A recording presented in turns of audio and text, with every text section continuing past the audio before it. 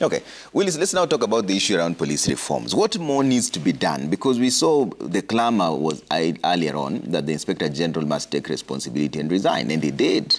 But you're still seeing killings, you're still seeing abductions, including of journalists.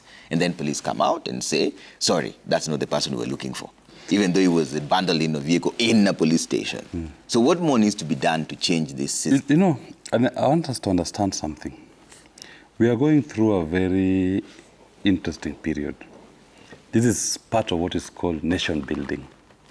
And in nation building, there are two different types of violence. There's criminal violence and political violence. The Kenyan state and police in particular have seemed to have taken a hue that to respond to political agitation, they are deploying criminal violence. We are now witnessing a criminal state. Political violence or political agitation can only be attuned when you come up with a reformist agenda that betters the interest of the people. Mamdani writes about this very well in his book. And at the end of all this, one thing that I can assure all Kenyans, the Kenyan people shall win. The police will only hold for this long. And you cannot have police reforms without attuning the software. Because our training of the police is pegged on what? The civilian is the enemy. So anytime a policeman sees a civilian, he gets agitated for nothing. That is the kind of training that he goes through. So he's attuned to deal with criminals. To an extent that when now you deploy the same policeman to a political contestation, he's not seeing a civilian who is actually acting in furtherance of the Constitution. His training was that you deal with criminals. You give him now a baton, a shield, a tear gas. So everybody becomes an enemy. He doesn't even understand that within this population, there's a group that is supposed to hold you accountable, the media. He starts seeing the media doing its job in terms of holding the exercise of police functions accountable as an enemy. Why are we in this space? Why? Because the political class, in my view, has captured the police service. The police are not subject to civilian control. The police are now subject to political control. So that person who wants to maintain his position as a politician uses the police as a tool, or abuses the police as a tool to further his control of the state.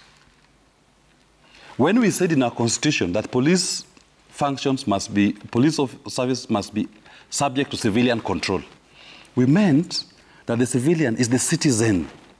Have we actualized that provision of our constitution? I'll give you an example like as Safina in our manifesto, what we had said. We had envisaged, let's have civilians select their OCPD in every police division. So you have the OCS and the other officers who are appointed under the National Police Service Commission, but you have civilians in that locality electing the OCPD, who is answerable to them, and we will make sure that the officers serving that locality are not doing anything that harms his people, his voters, because he's elected. And he may be looking for fresh mandate. The person can be a police officer or a civilian. If we don't stay true to our constitution, we will not achieve. In fact, unfortunately, for the political class, the writing is on the wall. They are fighting that which has already happened. The Kenyan people have now reclaimed their space. It's no longer business as usual.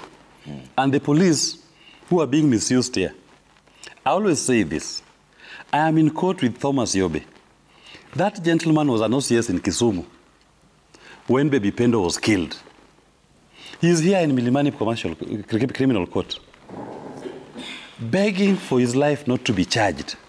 We've charged him for crimes against humanity under the International Crimes Act. So if you are a police officer, because policemen are also bright people, you know what is lawful and what is unlawful. You may be used by a politician today to commit atrocities. That politician will be out of office. You may even retire from that office. There is no limitation of action on when you will be called to account. Baby Pendo's killers, the officers who are commanding those units, there are 9 of them, they are in court here in Milimani, criminal court, being charged for that offense. So even these ones, they may think that they have the protection of the politician. The politicians, they come and go. But our courts, the people of Kenya, are here to stay. we will charge them. Even if it takes 5 years, 10 years, 20 years, 100 years, we will charge them even in their graves and make sure that there's accountability. So all what we are doing, for example, as lawyers, we've decided, for once, we'll collect evidence. We'll collect as much evidence as possible, and we'll call officers to account.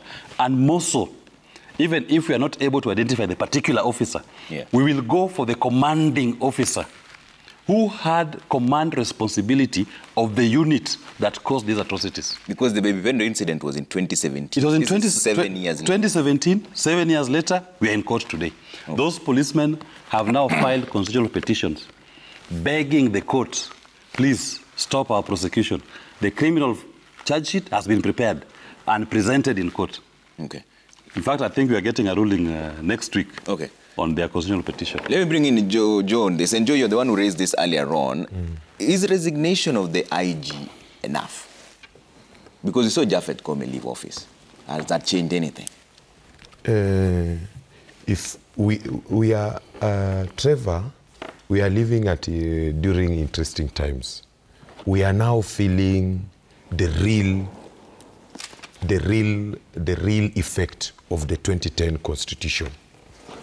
Even before I talk about the resignation of the IG, it's within Mheshimiwa.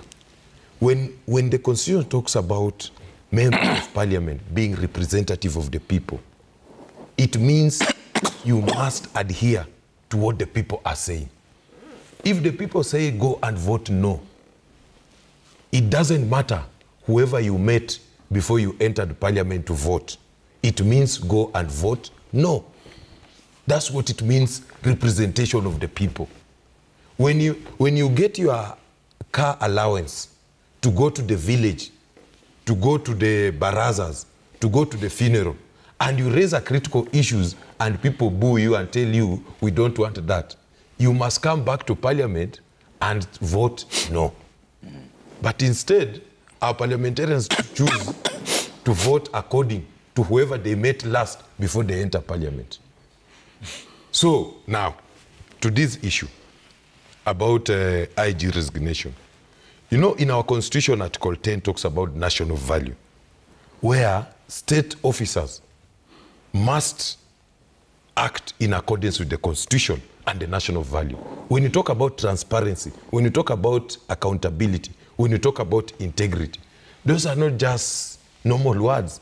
They are things that we need to hold state officers to account. So we have reached at a level where now we are holding people accountable. As my senior is saying here, there are officers who are in court today because they are being held accountable to the action, omission, or an act they committed. So it's something that it's a reality, and it's something that public officers need to live with it. And before I finish, you see, there's a German former Navy officer and a pastor who is called Martin Noeller. He said, first they came for the communists, and I did not speak because I was not a socialist. Then they came for the trade unionists, and I did not speak out because I was not a trade unionist. Then they came for the Jewish. I did not speak out because I was not a Jewish. And then they came for me, and there was no one left to speak for me. Yeah. What am I saying? Is that it's high time as a country we finally talk about this thing called police reforms. Right to demonstrate, picket, and present a petition, unarmed and peaceful, is enshrined in our Constitution. Yeah.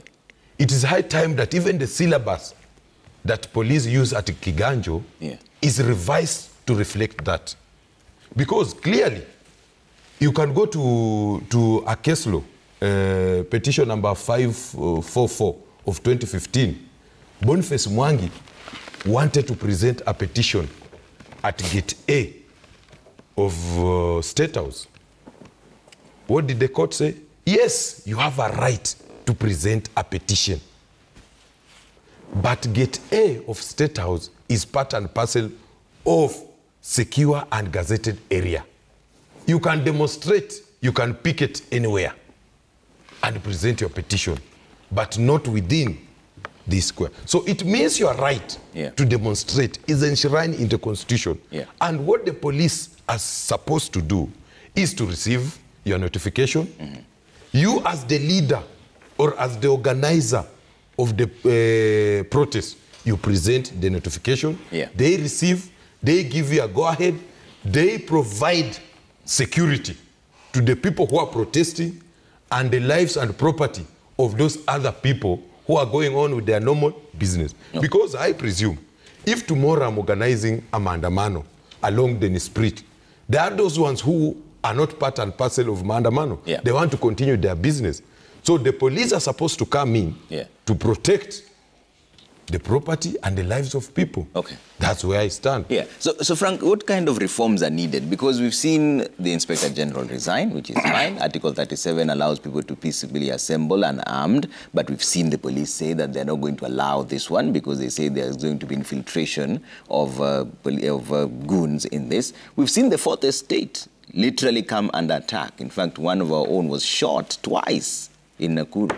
What sort of reforms are then needed to ensure that the National Police Service serves its people with dignity? It's not just one. Trevor, we have seen the media bear the brand of police brutality. I remember seeing a gentleman known to me very well, I think he's a cameraman in this establishment, being dropped like a sack of potatoes from a police Land Cruiser. We saw the roughing up of veteran Macharia Gaido yesterday, the shooting that you're referring to in Nakuru, the tear gas, you know, that was directed at the tummy of one of your own again. And we have seen this misconduct.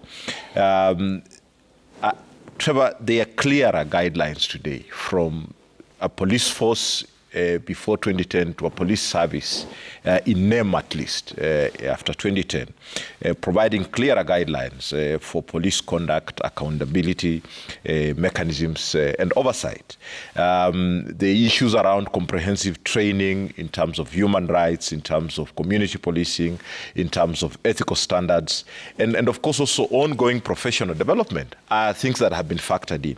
What is the missing link, in my view, is the lack of political will and leadership to support reforms, especially where transparency in disciplinary actions and prosecution for misconduct is required. This was a subject by the Deputy President at the inauguration, committing his boss about not misusing the police service to harass political opponents, not having extrajudicial killing. The President was in the news the other day, again insisting this. It is high time that one of the things that the President should do, make sure that there is the political will, there is the leadership around the issue of transparency in disciplinary. If he means it, and if actually IG Koome resigned because of these issues, then we need to see culpability for the people responsible of this. But if IG Koome could have resigned because he differed with the political leadership on how to approach this, who knows? Possibly he wasn't too hard on the protesters. And the political class might have felt he let them down, so forced to go. And could it be the reason why we are seeing a continued brutality even after his exit? So we can't just say that the mere resignation of IG Koome, then it's accountability. Could be totally for different reasons. And we have very cunning politicians in this country. And the whole issue is, how do we achieve the political will, political leadership around transparency in disciplinary actions, prosecution for misconduct? The commissioner, Waiganjo from IPOA, was here yesterday. There's no collaboration. Was seated here. There was no collaboration. They can't access the CCTV at Parliament. Why? They cannot access a lot of the evidence that they are required to nail these police officers. So we really want to thank the the legal community and LSK for really pushing the line. And that has to continue. Relying on the political class today, I think they are strange bedfellows with the police forces. Okay. Manduku, what do you think the reforms should be? Because you Commissioner John Weganjo from IPOA is sitting where you're sitting right now, and they said that we cannot do our job. We don't have support from the police officers, yet they're supposed to be the oversighting authority. Trevor, again, as I said earlier, this country is very good in making reports. Allow me to just go into 2 reports that have been done on police reforms. The first report was what we call the Ransley report on police reforms, which identified the gaps that have led us to where we are.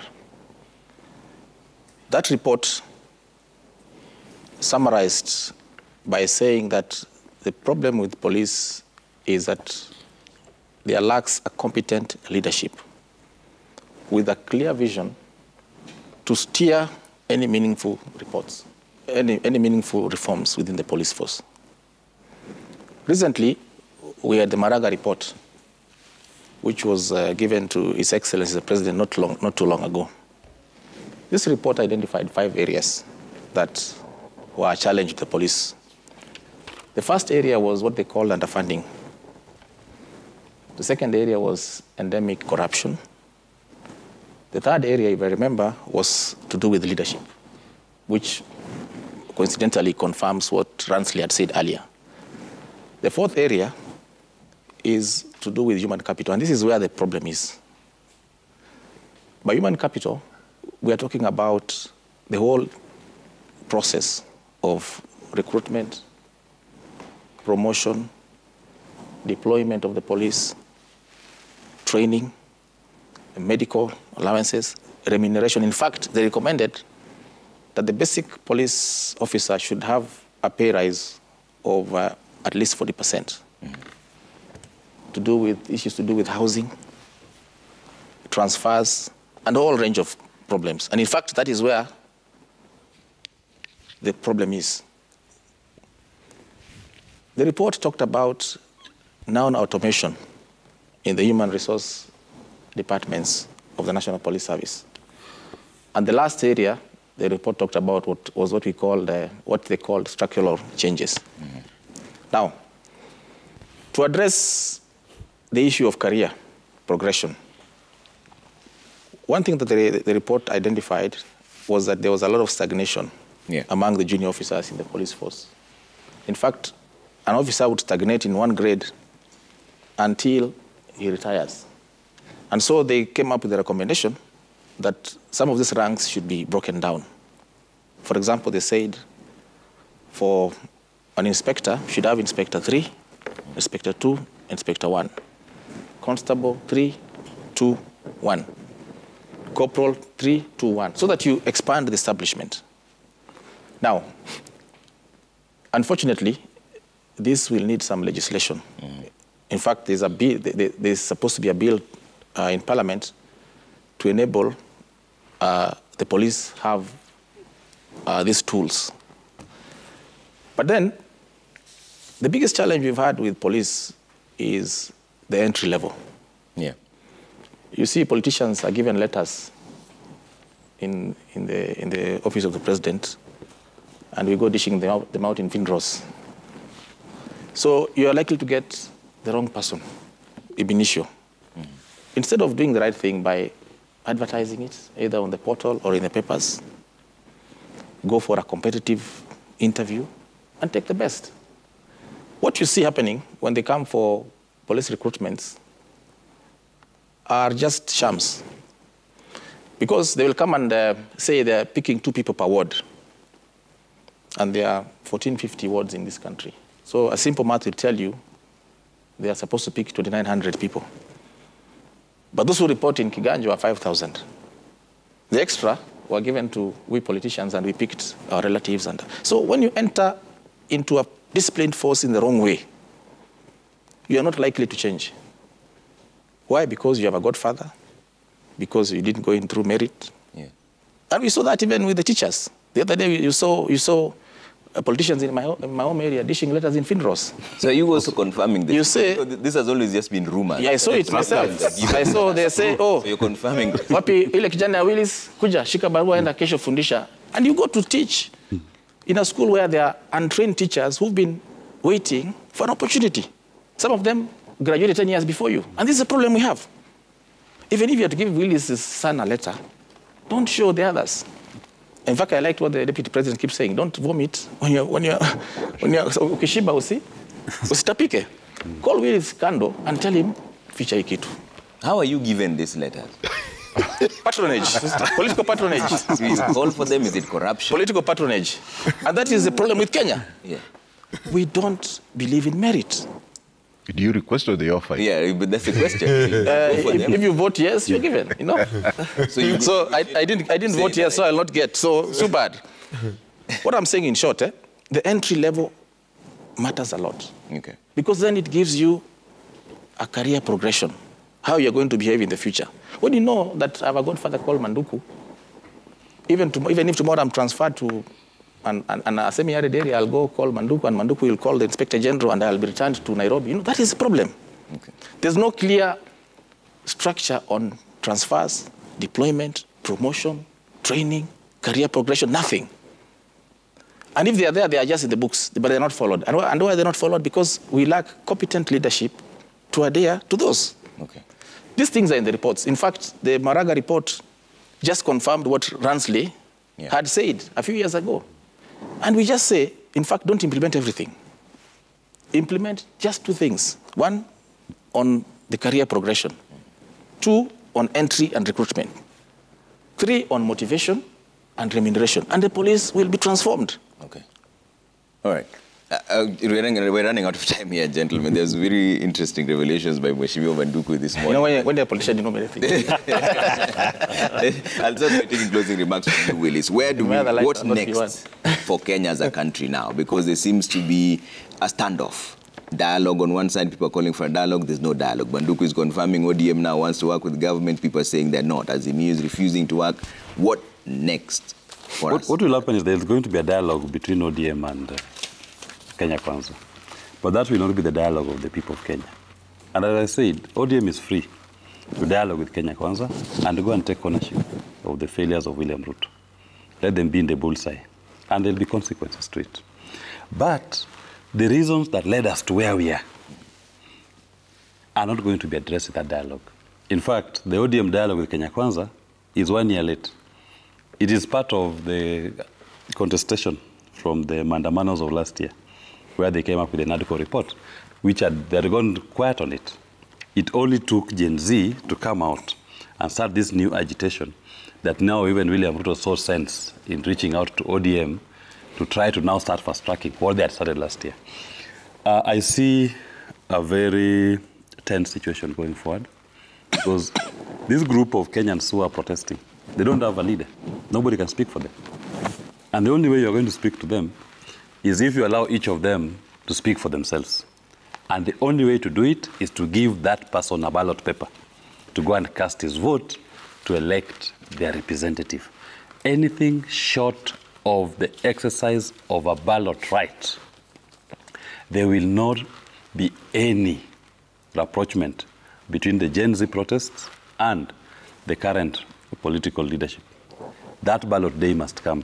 And that is the only time that Kenya will pick up from where we are today. And the protest will continue all the way to the end? The protest will continue because, you know, Raila Odinga was the king of protests. But we are seeing now protests in numbers across the entire country beyond even when Raila in his best political days could call. The number that we saw in Nairobi on 25th of June and that will be coming out subsequently are beyond what protests we've seen in this country, even during the independence, pre-independence and post-independence period. And yet, there's no one singular person that you can say is the leader of this protest. So, if you are going to have a political conversation that knows this group, and even if you wanted to incorporate this group, you will not find that one singular person that can say, I will speak and this group will listen to me. There will not be a solution to this crisis in the manner that is proposed as a solution by the political establishment. The solution only lies in the people saying, we the people, through the exercise of our right to vote, have donated back part of our sovereignty to this cadre of individuals who we have democratically elected as members of parliament and as our president. All right. Anything short of that, you are just postponing the inevitable. Okay. A luta continua. Okay. Joe, final remarks. What next for the country? What next? Before there a minute, I've been a big critic of the former Prime Minister Raila Amolo Odinga.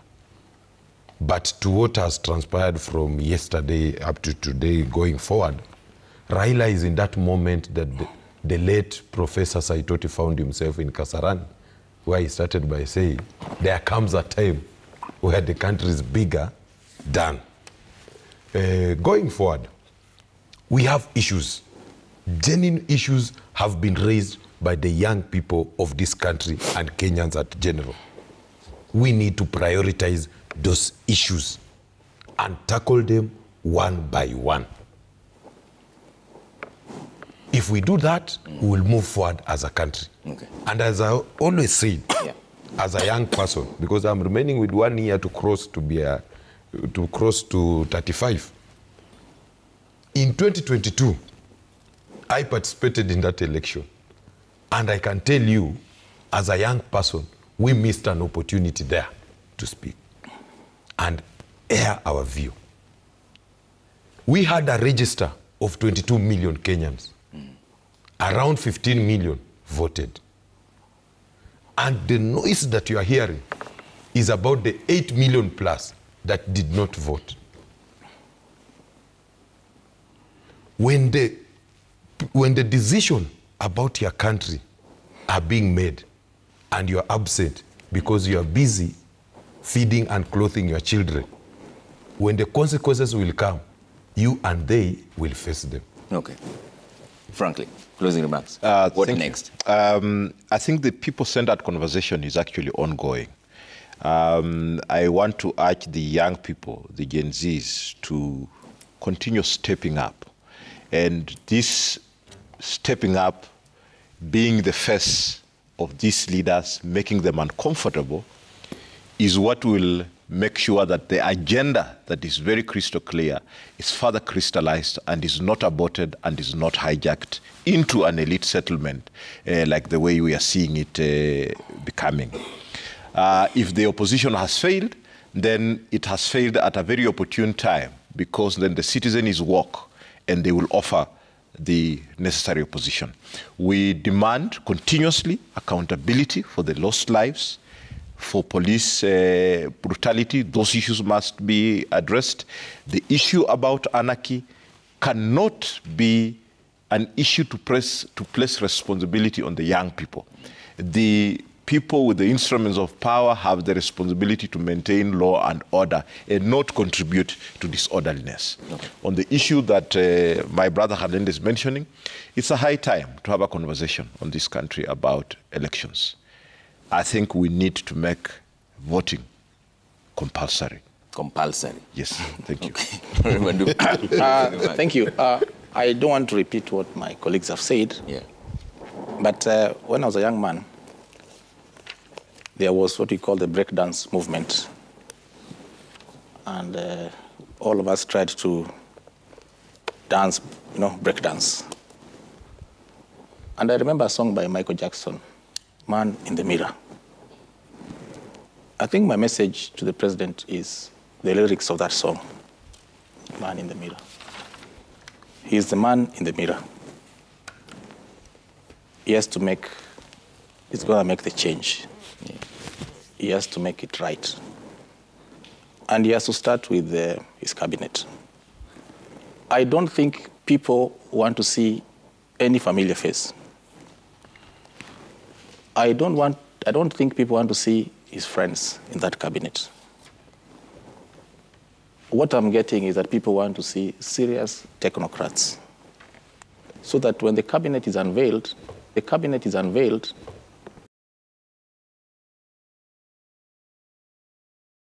and behind that person, let us find a very serious curriculum vitae based on experience, integrity, and competence. Okay. Short of that, we'll be going back again. As I say, we'll have made one step ahead and 2 steps backward. Okay. Lastly, I think to the young people, they have made their point. And from where I sit, my view is that we probably want to give the president some time.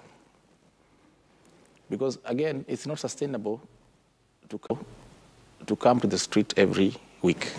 It is disrupting lives, it is disrupting businesses.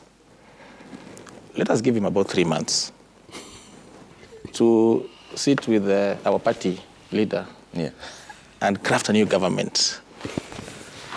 And then from there... You can see how uncomfortable the rest of the panelists are. And then from there, we can steer the government and the country ahead. Okay. You see, politicians doing what they know best. For themselves. It is exclusive. Because I think once you make the point, you give it time to crystallize. Yeah. And I think we can't afford to be in the streets every week, twice. It's not tenable. Okay. Especially given that we are losing lives and we are destroying property. So I ask the young people, give the president until December. And I'm sure by December he'll have done quite a lot, including dissolving parliament. Okay. Then from there we can now decide on what next or what course of action we take next. Okay. As for Azimio and ODM, what happens? Because you were in both meetings. You see, we like pretending. Yeah. There's nothing called Azimio. Azimio ended yesterday. Azimio was a coalition to win the elections. Okay. We never won the elections. So we had no business being together. And yesterday was the actual, real... Decree Nisi. Well, it's not even a divorce. Decree absolute. That was absolute. You know, the moment we didn't win the elections, Yeah. we were just pretending that we are together. Yeah. That is the reality. Okay. Yeah, and we know we can put it in many words, but that is what is real. As ODM, we are going it alone because we are strong enough. Okay. We don't need the other partners. Strong enough to have some slices. You're not scared of thinking of taking baggage. Strong enough to join government. Well, this is, I said, this is not Manduku's words. Yes. This is collective responsibility. Yes. Yeah. So as it is, ODM, we are on our own. Okay. My party leader will not say that. Yeah. My officials will not say, but I'll say that because I have no party position. Yeah. So I can tell you that we are not together. We divorced yesterday. Okay. Yes. All right. That's where we leave it for now, gentlemen. Thank you so much for making time. Honorable Daniel Manduku, Member of Parliament, Nyaribari Masaba, Willis Otieno, Lawyer and Deputy Party Leader, Safina, Joe Halende, Advocate of the High Court, and Franklin Mkwanja, Executive Director, CMD. And thank you all for the feedback that you sent through. That does it for State of the Nation. Coming up next is Cooking Tips, all right? Bye for now.